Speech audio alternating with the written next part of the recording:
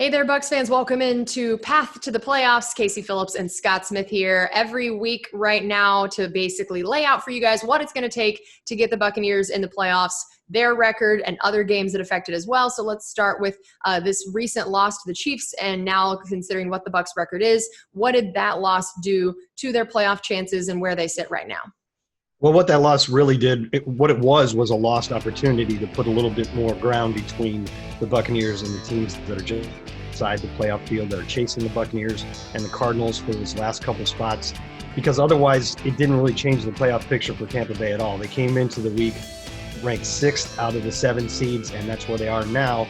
And that's largely because Arizona also lost to New England on a walk-off field goal, and the Rams lost to San Francisco, which was more crucial to the Rams because it knocked them out of first place in the West, and Seattle took over with their win over Philadelphia. So what you have is the Buccaneers at 7-5, and they're basically a game and a half up on the teams that are 5-6, and that's Minnesota, Chicago, and San Francisco. So nothing changed much. I think the biggest beneficiary in that entire picture was Minnesota, which kind of got into a much better position in terms of the last 4 weeks or 5 weeks for them playoff push.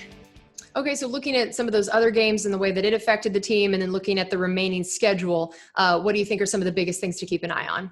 Well, the Bucs, they lost that Kansas City game, and you didn't want to lose any game, and it would have helped quite a bit to win. But in terms of tiebreakers, which could come into play because this is a very crowded field here, it was the least important of the 5 remaining games because it was an AFC game.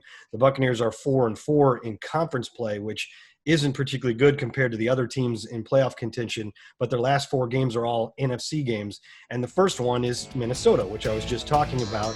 Minnesota is now at 5-6, and this week, while the Bucs are idle, they're going to play the Jacksonville Jaguars. And any team in this league can beat any team on any given Sunday, but the Jaguars are 1-10 and have lost 10 games in a row and just fired their general manager.